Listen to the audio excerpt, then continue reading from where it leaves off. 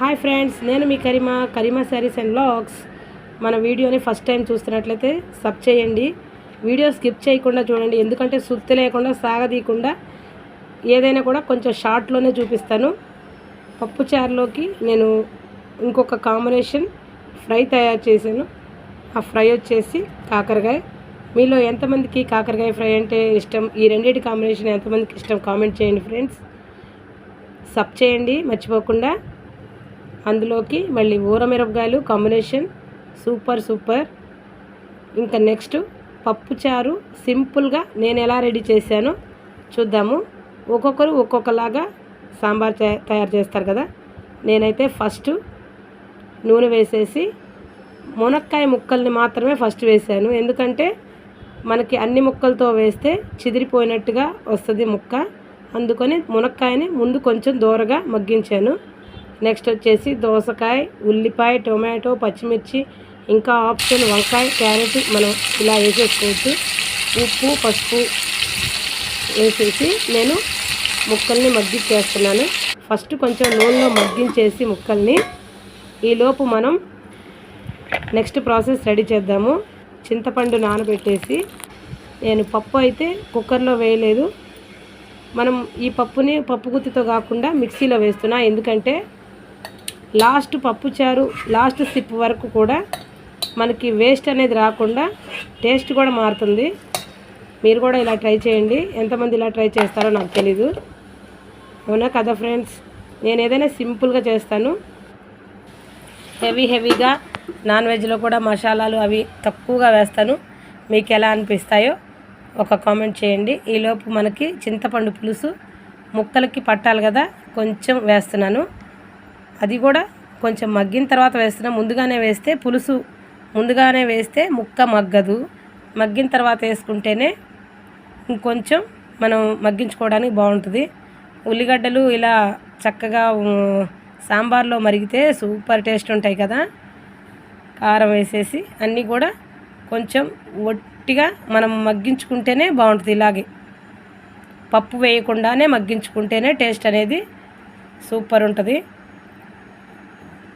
కొంతమంది ఏం చేస్తారంటే ఇలా పులుసు పట్టకుండా పప్పులో నీళ్ళు కలిపేసేసి వెంటనే పోసేస్తారు. అలా కాకుండా నేను ఇలా చేస్తాను. పప్పులో మిగిలిన వేస్ట్ నీళ్ళు కూడా ఈ సాంబార్లోనే దీనిలోనే పోసాను. మరిగిన తర్వాత ముక్క మగ్గిన తర్వాత మనం మిక్సీ చేసుకున్న పప్పుని వేసేస్తున్నా. చాలా సింపుల్గా ఉంటుంది. ఇందులో నేను ఇంకొకటి వీడియోలో అయితే మర్చిపోయాను, అది చెప్తాను. సేమ్ ప్రాసెస్లో చేసుకొని సాంబార్ టేస్టీగా వచ్చిందో లేదో కామెంట్ చేయండి ఫ్రెండ్స్. పప్పుచారులో ఒక చిన్న టిప్ ఉంది. దీంట్లో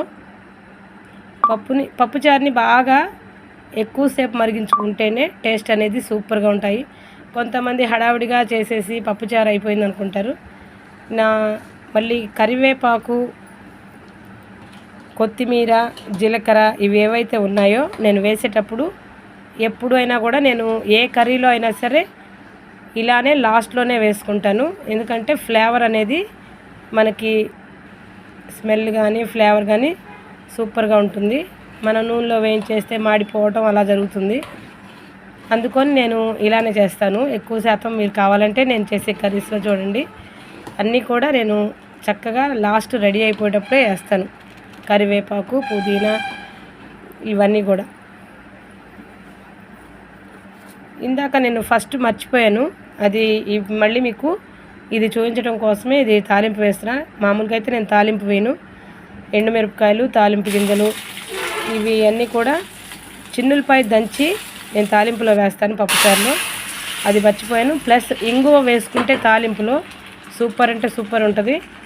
నేను మీకోసమే తాలింపు వేసాను. మామూలుగా అయితే తాలింపు వేయను, ఫస్ట్ నూనెలోనే అన్నీ వేసేసి ఇలా చేస్తాను. నేను చేసిన స్టైల్ ఎలా అనిపించిందో తప్పకుండా కామెంట్ చేయండి ఫ్రెండ్స్. మన ఛానల్లో నేనైతే ఫస్ట్ శారీస్ కోసమనే ఛానల్ స్టార్ట్ చేశాను. నాకు అది రీచ్ అవ్వలేదని చెప్పేసి ఇలా వ్లాగ్స్ పెట్టేశాను.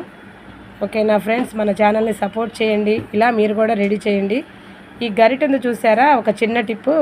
మనం పప్పుచారు మరిగించేటప్పుడు గరిటె కనుక అలా గరిటె దానిలో పెట్టేస్తే పొంగకుండా ఉంటాయని చెప్పారు పెద్దవాళ్ళు. నేను ఉప్పు తగ్గితే మళ్ళీ ఉప్పు వేసుకున్నాను. ఓకేనా ఫ్రెండ్స్, ఎలా అనిపించింది మీకు?